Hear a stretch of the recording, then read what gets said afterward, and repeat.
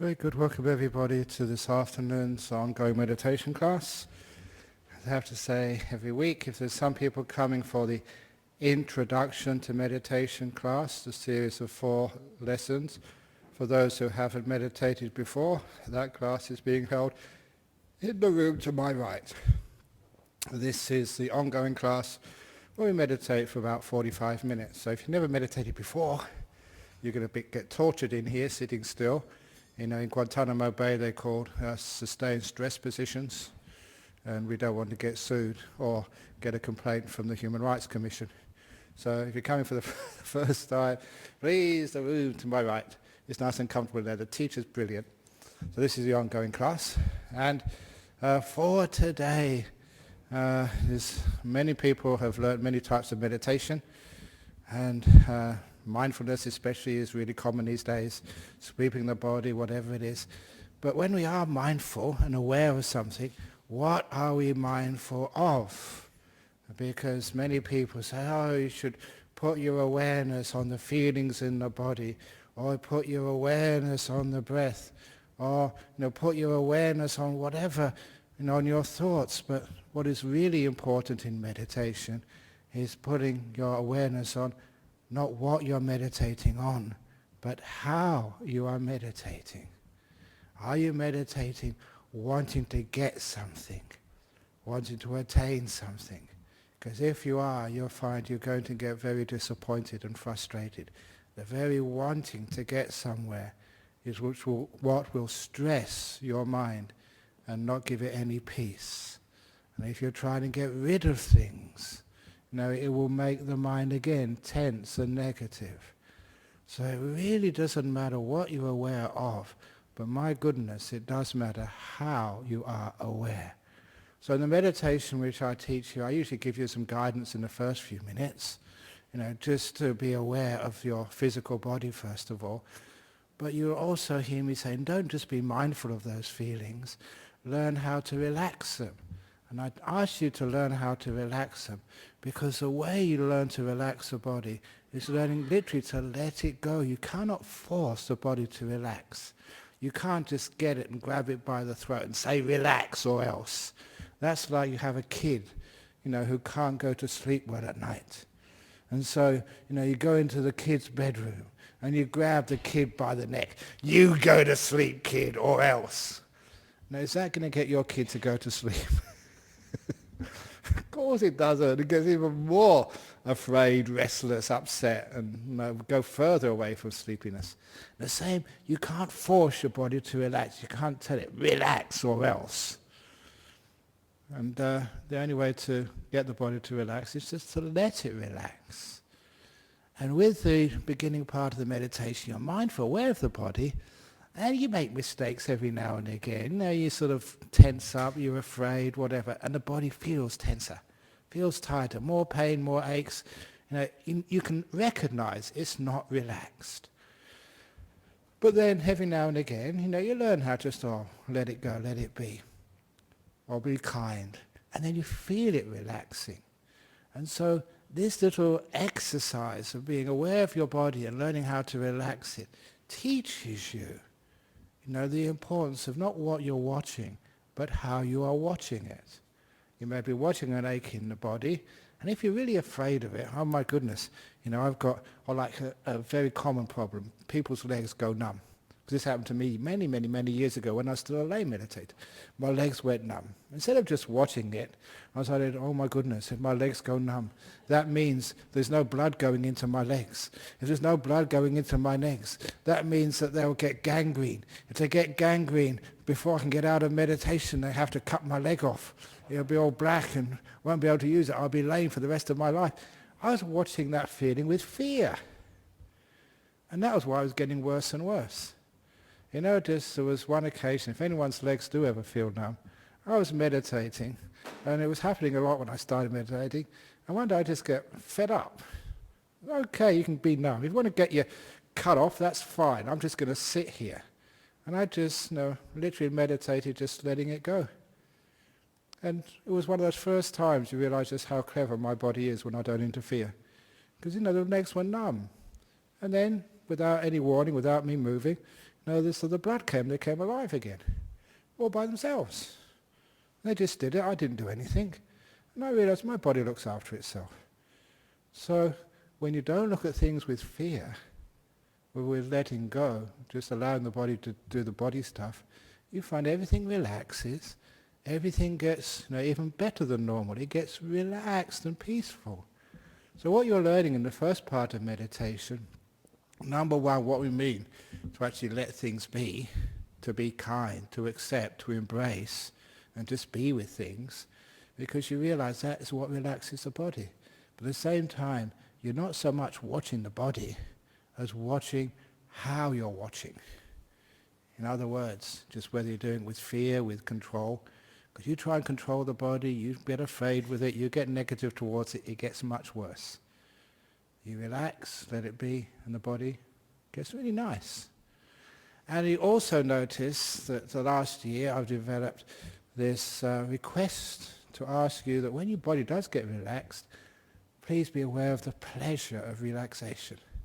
Develop that perception of pleasure, of having a body which is nicely relaxed. You've been walking for a long time, and then you can sit down and you can relax. That feels really good. Oh, it knows, I was going to say good old days, but it has to be bad old days. When you go to school in the snow in UK, and your feet will be frozen when you got back. Not really frozen, but they felt really cold. And then your mum will get sort of a basin of warm water, and you'd soak your feet in warm water. Have you ever done that after you've been walking, your feet are really cold? Doesn't that really feel great? There's a pleasure in the body relaxing and feeling comfortable. You perceive that, you look out for that when you're relaxing. And not only does that keep the body relaxed, but it surprised me at first, it actually takes the body into deeper relaxation, automatically. Whatever the mind notices, hey, this is fun, it will go and play there some more and take it even deeper. And the body gets even more relaxed once you recognize the delight in a relaxed body. And that's a wonderful way to learn how to relax your own body. That has huge benefits. If you can't sleep at night, relax your body. Don't get afraid, don't get tense. If you're really sick, relax the body. You're going to get some operation, some medical procedure, and relax the body. And then, the tension, the tightness goes away, and it's much easier.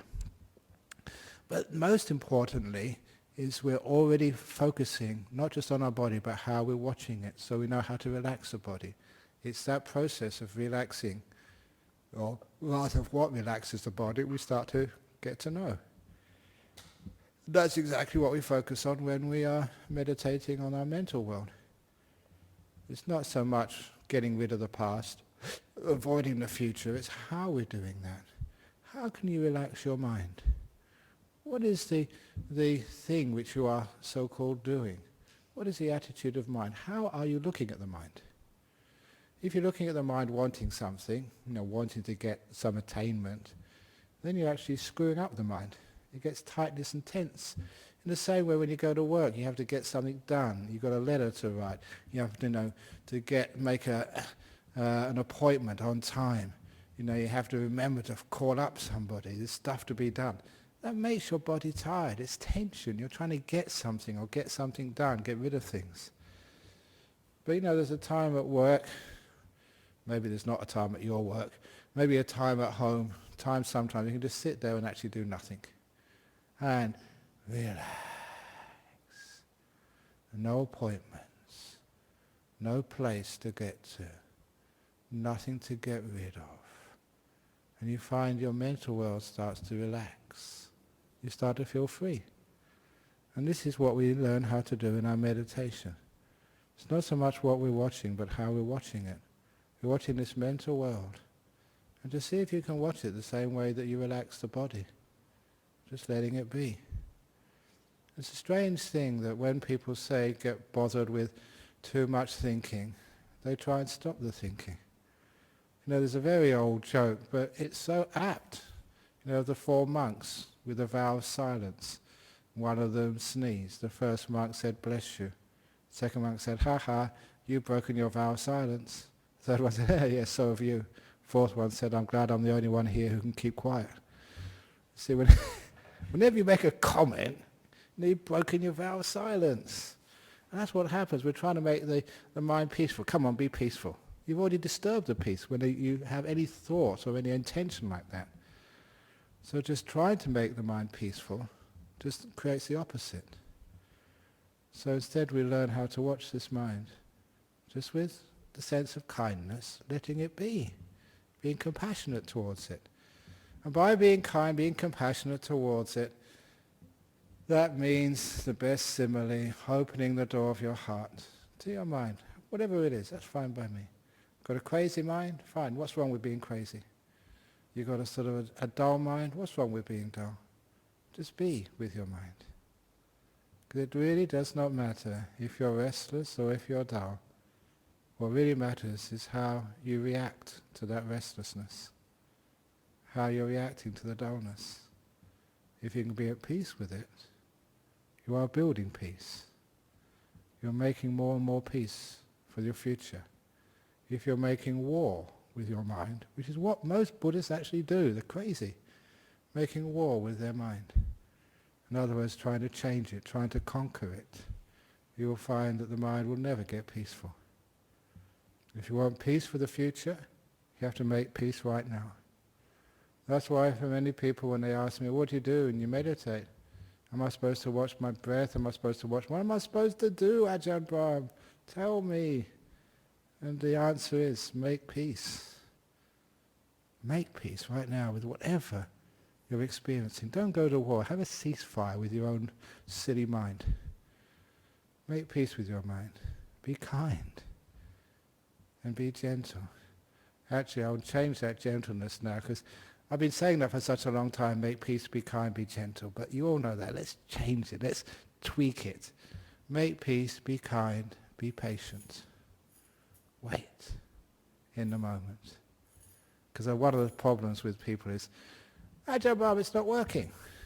You haven't waited long enough. That's the simile, how do I get the glass of water to be perfectly still? You put it down. And after a while it gets still all by itself. Being patient means stopping. It's not peaceful yet. Is it getting peaceful? Is it peaceful yet? No, it's not peaceful. Come on, be peaceful. Be patient. Give it time to be peaceful. Your poor old mind. Sometimes we don't give it time. We keep interrupting because it's not working as fast as we want it to. So what you do in meditation, just make peace in this moment. So I'm looking at my tired mind. I've been very busy just before I came in here. And lots of stuff going on, stupid stuff. And I look at that and just, okay, make peace with it. And if it comes up in my meditation, I'll keep making peace with it. I won't fight it. If it wants to come up, it can. I'm not fighting, I'm making peace. You know what happens? All that stuff, after a while, stops coming up because I'm making peace with my mind. I'm not agitating it. I'm not like one of those monks. Yeah, you've broken your vow of silence too. And I'm being kind to my mind. Poor old mind, it's obvious, I've been working hard, so of course you'll be a bit restless. I may be tired, I may be old, so you're going to get a little bit dull more than other people. I'm kind to my mind. And I'm also patient. I wait in this moment. Don't care how long it takes. I know there's nothing faster that I can do than making peace, being kind, being gentle. So I don't really care what I'm observing, whether it's dullness, whether it's restlessness, whether it's the breath or whatever it is, as long as I continue to make peace, be kind, and be patient. The essence of meditation. Da-da-da. Okay, so that's instructions for your beginning. So we're now going to do some meditation once again, because this is the first week for the introduction to no, it's the second week, isn't it? Anyway, for those coming to the Introduction to Meditation class, that is being held in the room to my right. This is the class, the first 4 classes where people learn meditation. If you come for the Introductory to Meditation class, please, that's in the room to my right. This is the ongoing class. Okay, you have been warned.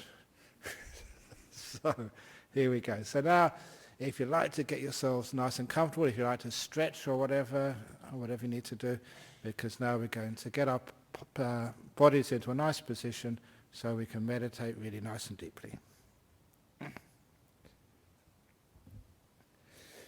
Very good.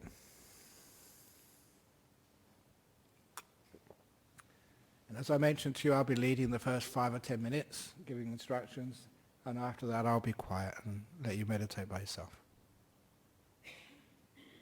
And of course, always it's taken that you turn off all mobile phones and stuff. And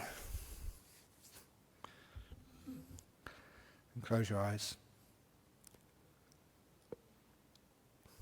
When your eyes are closed, it's almost automatic you become aware of your physical body.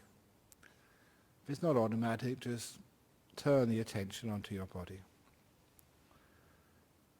With your eyes closed, you become more sensitive to physical feelings. But so much of the brain's power gets taken up by visual material. When you've got your eyes closed and there's nothing to see, you literally do have more space to feel. And as you feel your body, be kind to it. Can you adjust your body right now? Adjusting your legs, which is a common source of aches and pains.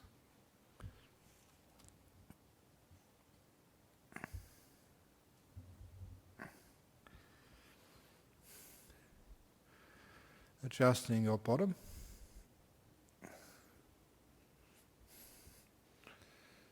This is not school, it's okay to fidget. Feeling your back. Your back doesn't have to be perfectly straight. For some people that is the best posture. Other people like to lean back on the chair or against the wall.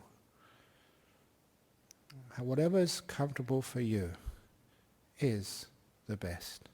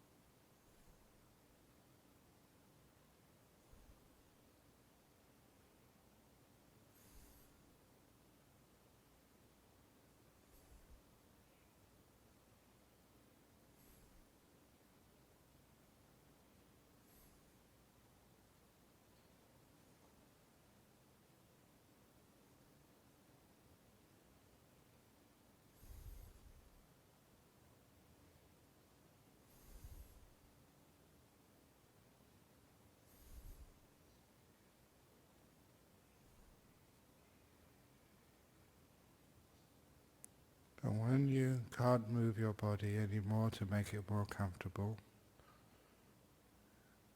then still be aware of your body. And see what you can do to make your body more comfortable, even without moving it. Just looking at parts of the body. Say I'm looking at my calves now, and just feeling tension in those muscles. I feel tension there.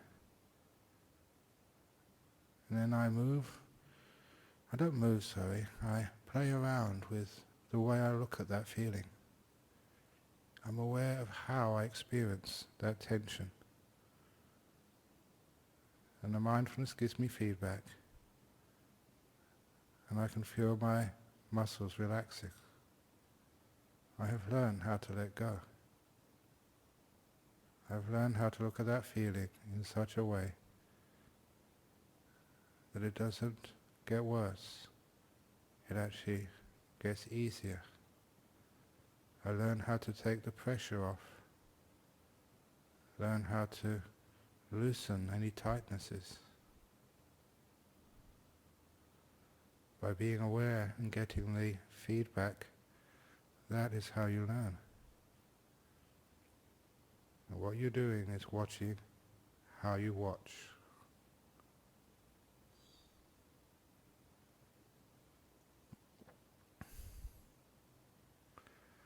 I literally start learning how to make peace, be kind and patient with the muscles in my calves.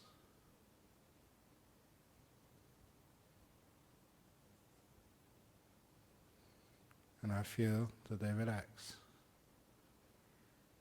And then the other part of my body,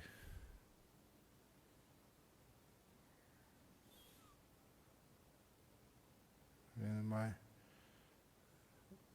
lower part of my body, there's a tightness there around my waist.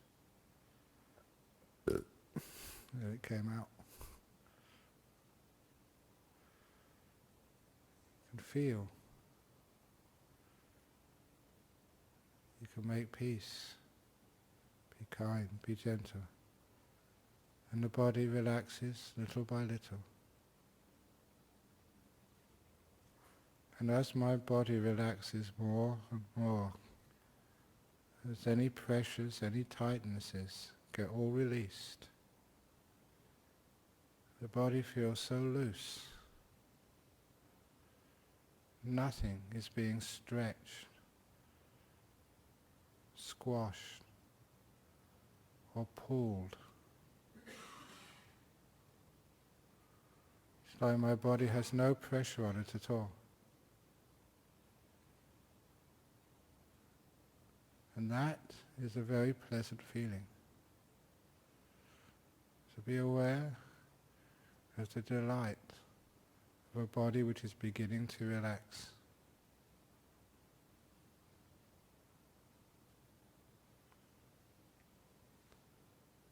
Once you notice that delight, the body relaxes even more.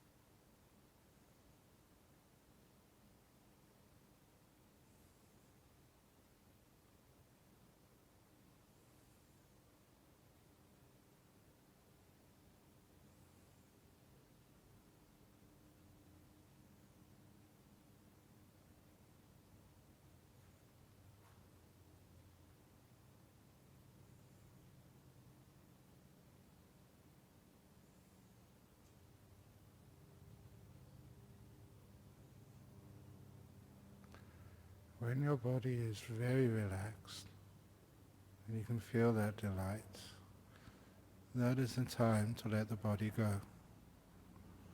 If you let the body go too early, you'll have aches and pains later on, and your meditation will be disturbed. Spending time relaxing the body has those benefits. When you do let the body go, what are you aware of? And how are you aware? You may have heard the sound of the helicopter or the sound of my voice. To some it's disturbing. As Ajahn Brahm used to say, it's not the sound disturbs you.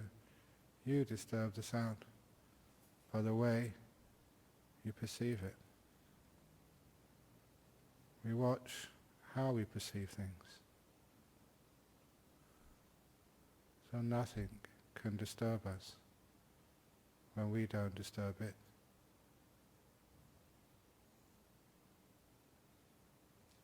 And all the time, whatever you're aware of, make peace. Don't fight. Be kind. Don't get angry or ashamed. And be patient.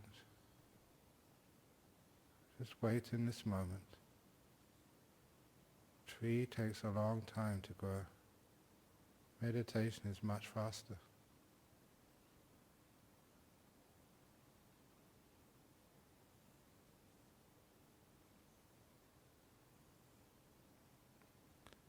And the feedback given by mindfulness will tell you your mind is relaxing and getting more and more and more peaceful until you can get the delight, the joy of a still mind.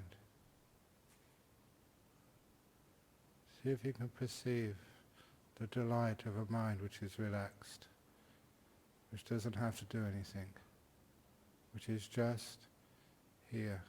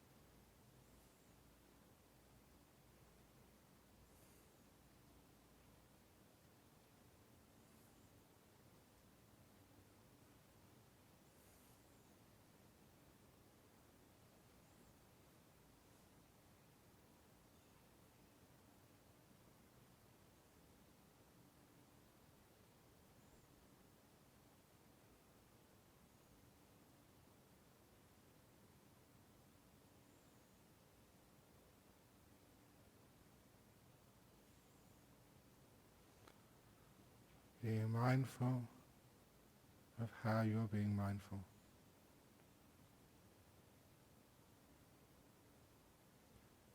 Always making peace, being kind and being patient.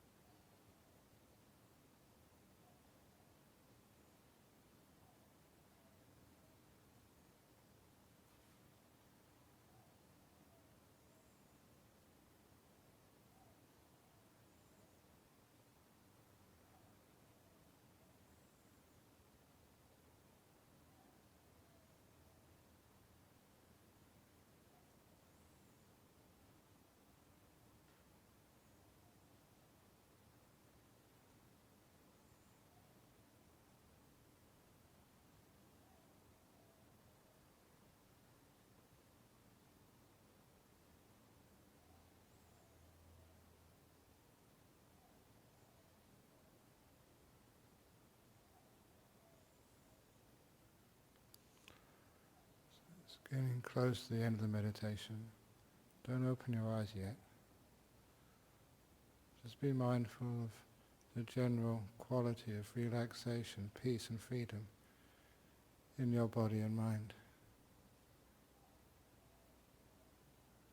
How calm are you? How still have you become? And what does that peace feel like?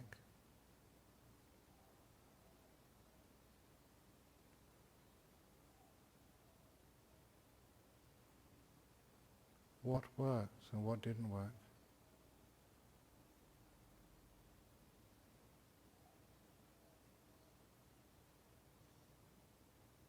This is how we learn.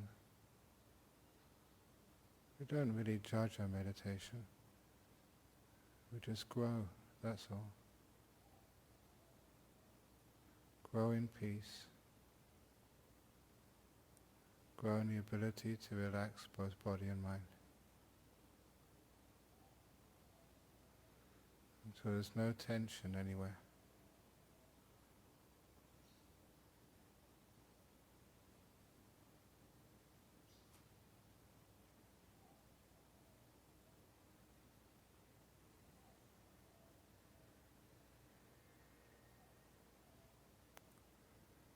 So I'm now going to ring the gong 3 times.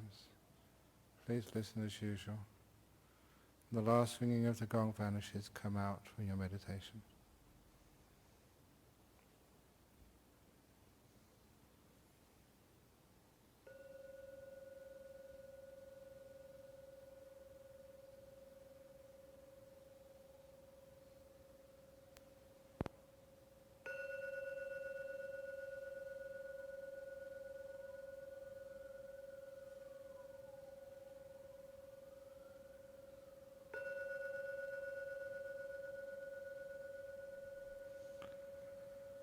There we go.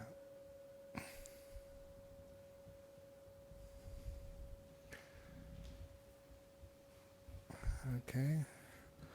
So now, after the meditation, there's the opportunity for questions. I'll try and keep them on meditation-related subjects. And I know it's always hard for people to ask a question in public.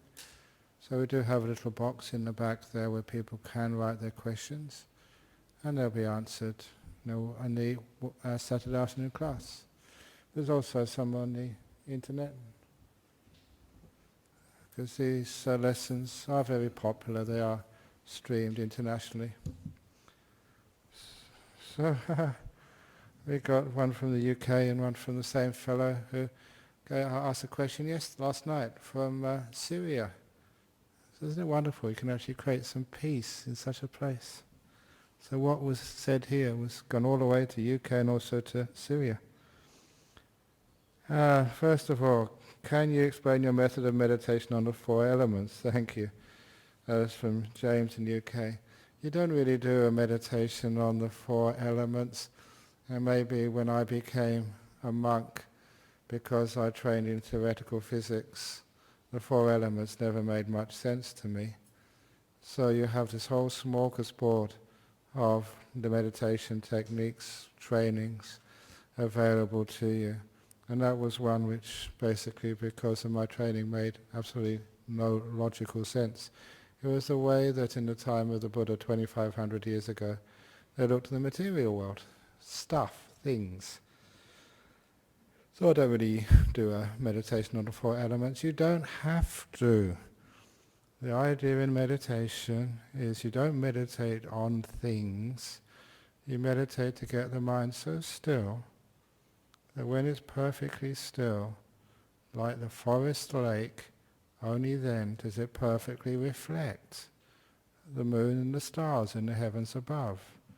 If there's any ripples on the surface of that lake, any movement, then it distorts the reflection. So the purpose of meditation is to still the mind.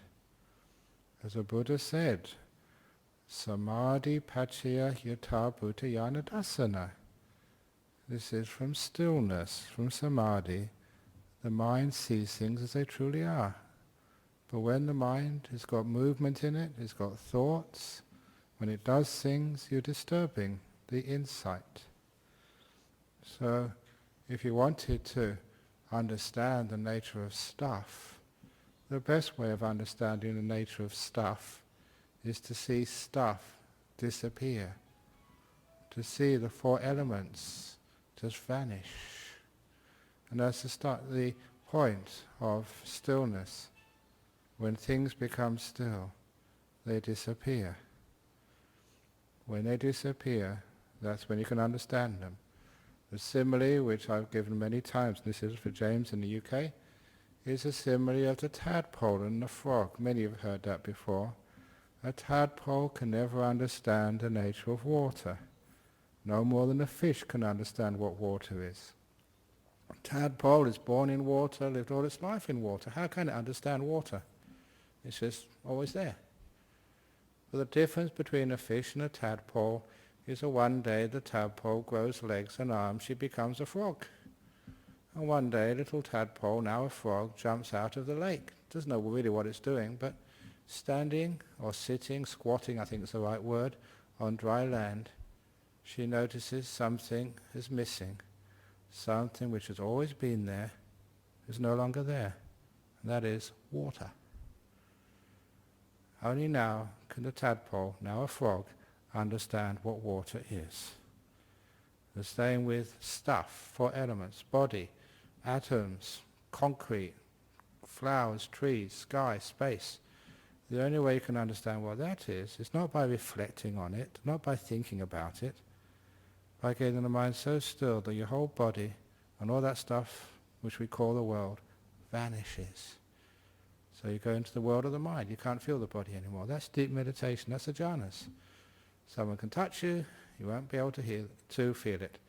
You can ring the gong as loud as you like. You won't be able to hear it. You've gone so deep inside of yourself, perfectly awake, perfectly alert, but in the sixth sense, the sense of the mind, which scientists deny exists. But crikey, we monks get into that all the time. Stuff which they deny exists, but actually is there.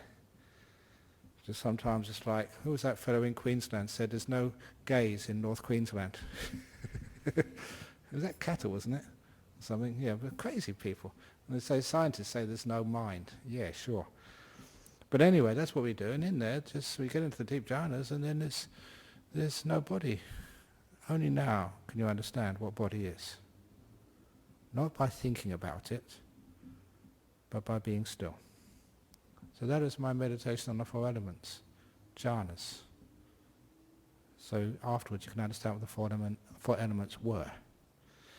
And anyway, now from the Syrian question. After 3 months of meditation, I feel that I'm not going anywhere and feel that meditation is like a daily routine activity. How do I get that nice feeling that I got before?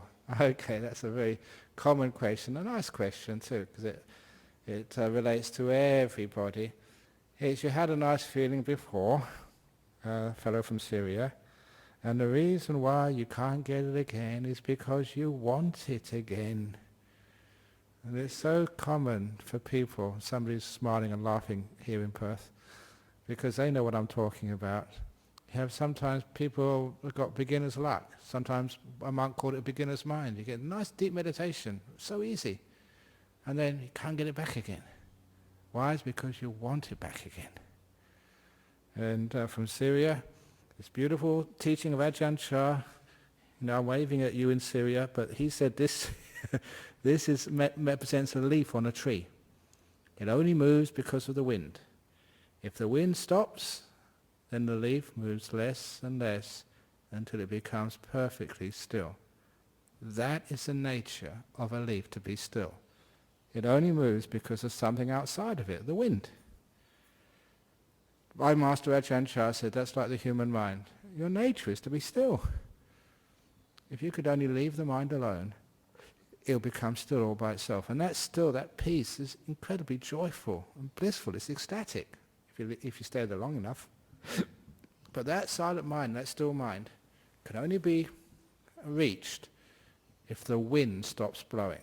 And what do I mean by the wind? What did Ajahn Chah mean by the wind? It's the winds of wanting. Wanting anything disturbs your mind. So many times it's a very difficult one, but you realize that in the meditation you don't get peaceful because you want something. What do I want? I want that peace I had before. It's a subtle wanting, and you think, well, there's nothing wrong with that. Even wanting good things disturbs the mind, let alone wanting bad things. So in meditation, all wanting, all goals, all places you want to be in the future have to be abandoned. No wanting, just being here. Content to be here with whatever you have. And then you will find that this meditation, which was very peaceful in the past, now comes back to you. It all comes from when you don't want things, your mind moves less and less until it becomes perfectly still, all by itself. If you want it to be still, no way. If you let go, it just happens. And you can feel it.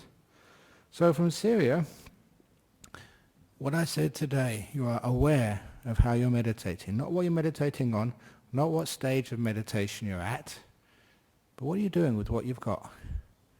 Are you content to be here? Are you really making peace?